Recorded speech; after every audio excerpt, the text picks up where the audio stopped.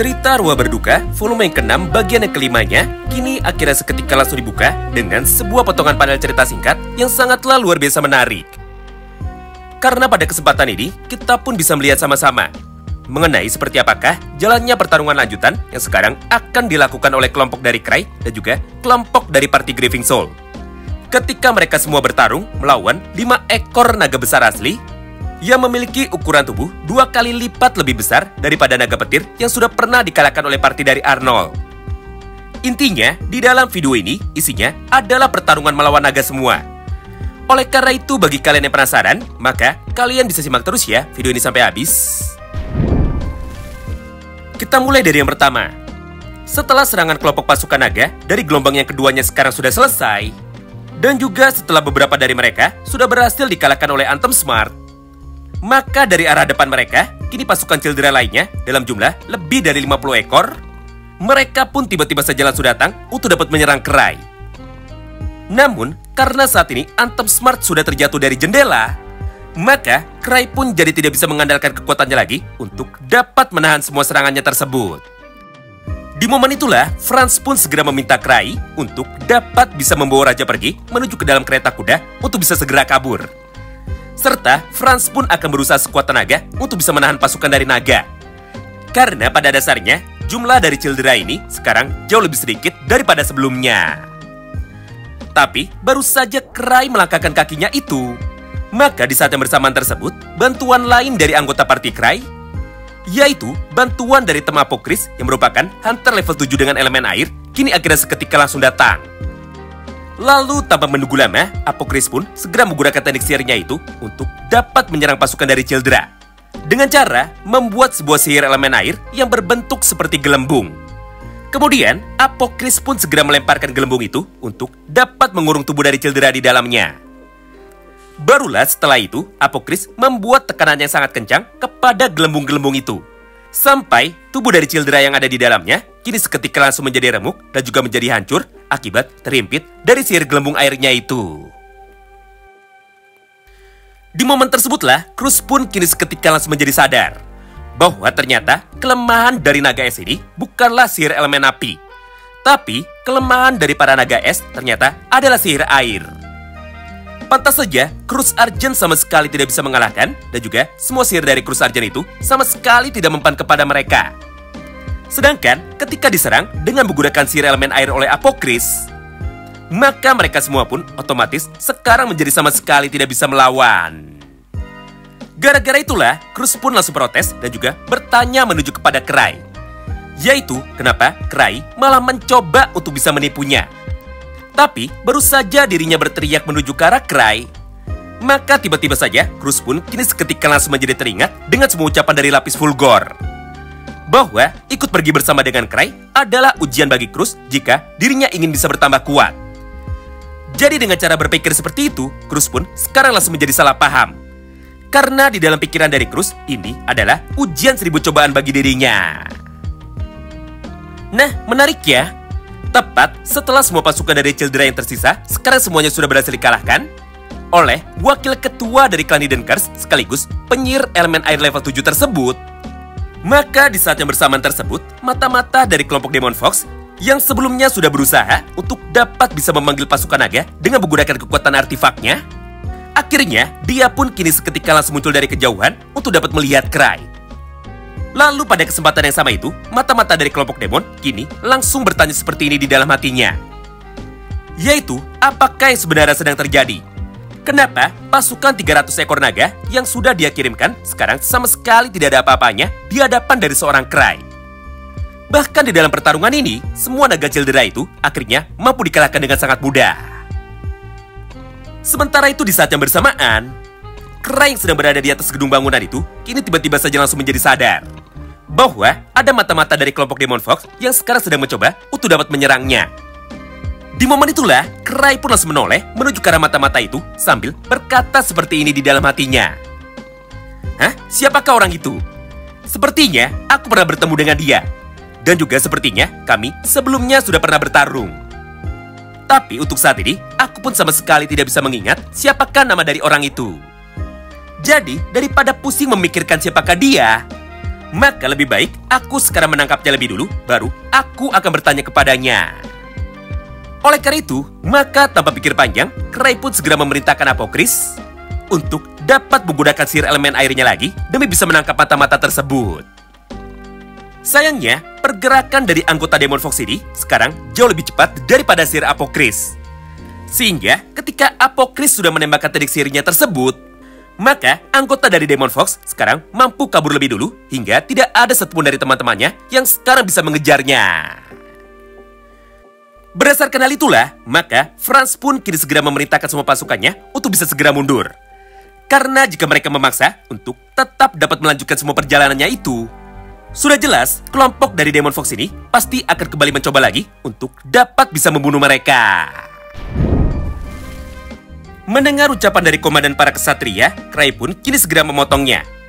Di mana menurut Cray, misi ini sama sekali tidak boleh digagalkan. Alias, tidak peduli apapun yang terjadi, mereka harus tetap melanjutkan misinya lagi. Karena jika mereka memutuskan untuk bisa pulang, maka hal itu sama saja dengan merendahkan harga diri mereka sendiri. Sebagai gantinya, Cray pun akan berusaha untuk tetap melindungi raja. Jadi berdasarkan hal itu, mereka pun sekarang sama sekali tidak perlu khawatir dengan serangan dari para naga lagi. Mengingat kelompok dari Cray pasti akan bisa mengalahkan mereka semua. Nah, disinilah letak kesalahpahaman yang berikutnya. Di mana pada momen itu, alasan sebenarnya Cray tidak ingin pulang ke ibu kota negara adalah karena dirinya ingin mencoba untuk dapat melindungi Citri. Mengingat jika mereka pulang sekarang dan para kesatria memutuskan untuk bisa melakukan penyelidikan, maka kemungkinan besar Citri pasti akan langsung disalahkan. Karena ada beberapa penduduk kota yang tadi tidak sengaja melihat bahwa Citri datang bersama dengan Lucia membawa 11 ekor naga kecil, lalu mereka melepaskannya di dalam kota. Jadi demi melindungi Citri, maka Cray pun sekarang langsung mengajak raja untuk tetap melanjutkan perjalanannya lagi. Namun sebagai gantinya, Cray pun segera ditempatkan pada barisan yang paling belakang ketika mereka sedang berjalan menuju ke dalam kota Toizang.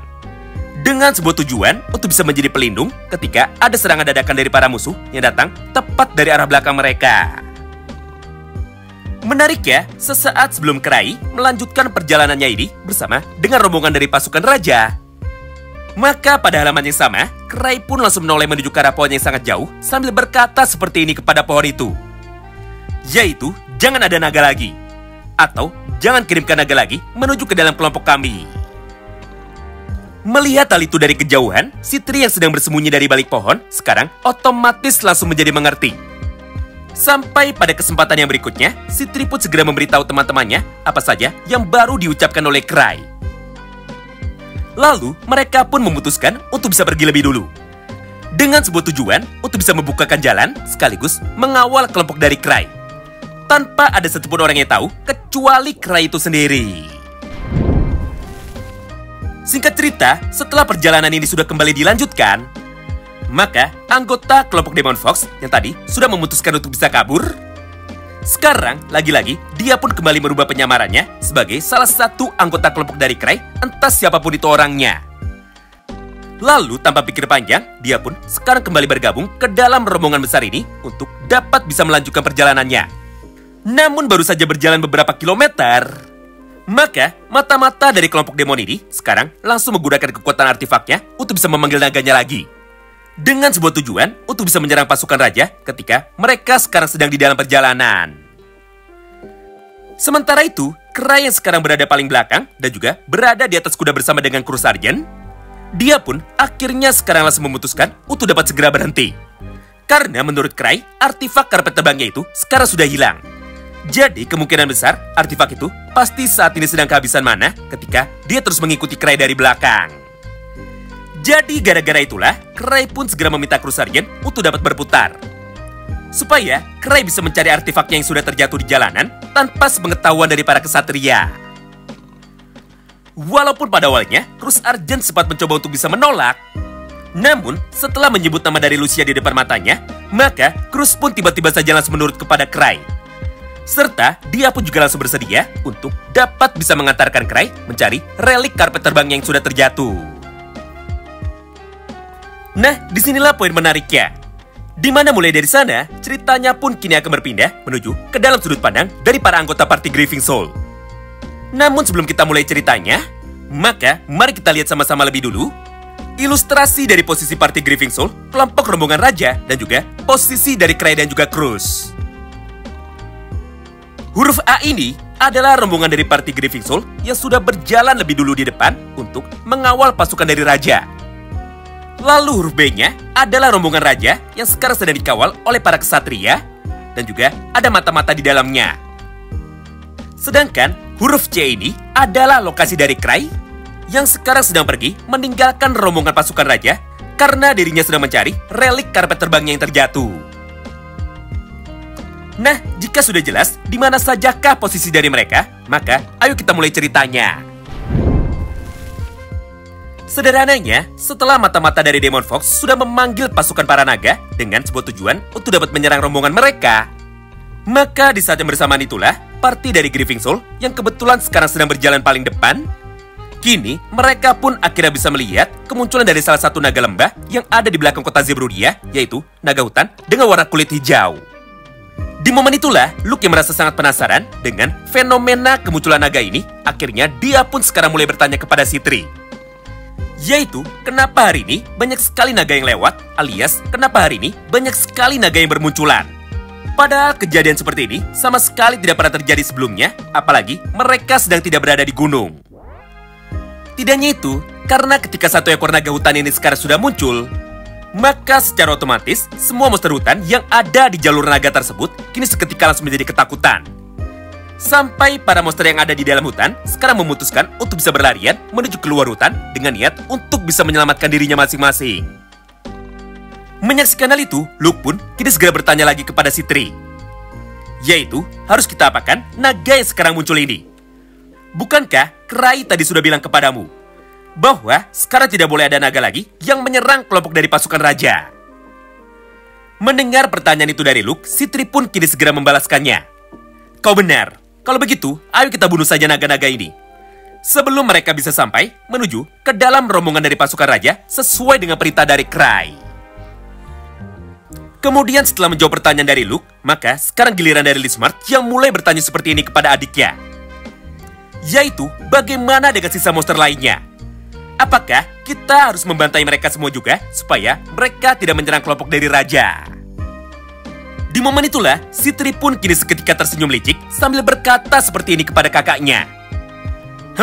Cray hanya bilang jangan ada naga lagi. Artinya, semua monster lainnya selain monster naga diperbolehkan untuk bisa menyerang mereka. Berdasarkan hal itulah, maka Citri pun segera memerintahkan semua teman-temannya untuk dapat segera membunuh monster naga hijau.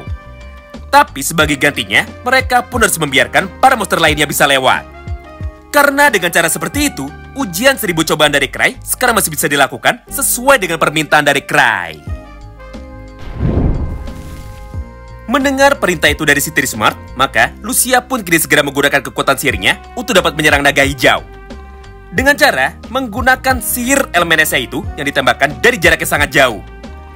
Hingga ketika kekuatan sihirnya itu bisa mengenai tubuh dari monster naga hijau, maka monster naga hijau itu kini seketika langsung menjadi terjatuh dan juga langsung menjadi tercabik-cabik. Alias, monster naga besar itu bisa dibunuh hanya dengan satu kali serangannya saja. Menariknya, ternyata jumlah monster naga besar yang menyerang mereka semua sekarang tidak hanya itu saja. Karena di belakang monster naga hijau itu, datanglah 4 ekor monster naga lagi yang muncul secara bergantian untuk dapat menyerang pasukan raja. Jadi berdasarkan hal itulah, maka semua anggota partai dari Grieving Soul sekarang langsung membagi tugasnya. Di mana di dalam praktiknya, satu persatu dari mereka diwajibkan untuk bisa membunuh monster naga itu dengan menggunakan kekuatannya sendiri. Sampai pada akhirnya, kelima ekor monster naga besar itu berhasil dikalahkan dengan sangat mudah tanpa ada satupun yang tersisa. Sementara itu, respon yang sangatlah berbanding terbalik sekarang justru malah dapat kita lihat dari sudut pandang rombongan pasukan raja. Mengingat pada halaman ini, mereka pun kini terlihat sangat kesulitan. Karena mereka pun sekarang harus bertarung melawan pasukan para monster liar lainnya yang kebetulan saat itu sedang berlari menuju ke arah mereka. Mulai dari monster beruang hutan, monster ogre, monster orc, bahkan sampai dengan monster troll. Di sini kita singkat saja ya. Intinya, pasukan dari kelompok raja ini bertarung mati-matian untuk bisa melawan monster yang kabur karena dikejar naga. Kurang lebih sama seperti cerita dari Arnold yang bertarung melawan pasukan orc ketika mereka dikejar oleh Kill. Nah, disinilah letak kesalahpahamannya. Mengingat ketika Cry saat itu baru saja datang, maka pasukan kesatria dari kelompok raja akhirnya langsung menjadi terlihat sangat terkejut. Serta di momen yang sama itu, dia pun langsung bertanya kepada Cry dengan cara berkata seperti ini kepada dirinya. "Woi, Cry, dari mana saja dirimu? Kenapa dirimu tadi malah menghilang ketika kami sedang diserang oleh kelompok pasukan monster yang sedang berlarian menuju ke arah kami? Gara-gara kepergianmu itu, maka banyak sekali anggotaku yang menjadi terluka dan juga kehabisan mana akibat dipaksa harus bertarung tanpa adanya bantuan dari hunter level 8. Tapi, setelah kami berhasil melanjutkan perjalanan ini, dan juga berhasil menemukan mayat dari para naga yang berjatuhan di lokasi ini, bahkan sampai dengan 5 ekor, maka kami pun sekarang menjadi bisa mengerti bahwa dirimu memutuskan untuk bisa pergi adalah demi kebaikan kami. Mengingat dirimu memilih untuk bisa bertarung melawan 5 ekor naga sekaligus dengan menggunakan kekuatanmu sendiri. Intinya, menurut para kesatria dan juga menurut pasukan dari raja, Cry tadi sudah menghilang dari mereka karena dirinya ingin bertarung melawan pasukan naga lebih dulu. Jadi tidak heran jika sekarang terdapat banyak sekali bangkai naga yang saat ini sudah berjatuhan di jalanan. Gara-gara itulah, semua orang yang ada di dalam kelompok kesatria ini sekarang otomatis langsung menjadi semakin kagum. Serta menurut mereka, kekuatan dari seorang Cry mirip seperti kekuatan dari para dewa. Mendengar semua hal itu di depan matanya, Cruz yang sejak tadi ikut pergi bersama dengan Cry, dia pun akhirnya kini seketika langsung berkata, "Tidak, manusia lemah ini bukanlah orang yang telah melakukannya. Karena sejak tadi, aku ikut pergi bersamanya untuk bisa mencari karpetnya yang hilang. Jadi tidak mungkin manusia lemah ini adalah orang yang mengalahkan para naga besar." Menyaksikan respon dari Cruz tersebut, Cry pun segera menutup mulut dari Cruz, serta dia pun memintanya untuk bisa diam. Mengingat jika sampai pihak kerajaan tahu bahwa ini adalah perbuatan dari teman-temannya, alias perbuatan dari anggota party Grieving Soul, maka Cry pun pasti akan dimarahi karena sudah membawa anggota parti utamanya tanpa sepengetahuan dari raja. Berdasarkan hal itulah, maka Cry pun sekarang langsung meminta para kesatria untuk dapat bisa melupakan kejadian ini. Serta Cry pun segera meminta mereka semua untuk dapat segera melanjutkan perjalanannya lagi. Menarik ya, tepat ketika kelompok itu dan juga Cry sekarang sedang berjalan untuk dapat bisa melewati mayat dari para naga tersebut, maka di dalam hatinya, Cry pun sekarang langsung berkata seperti ini menuju kepada dirinya sendiri.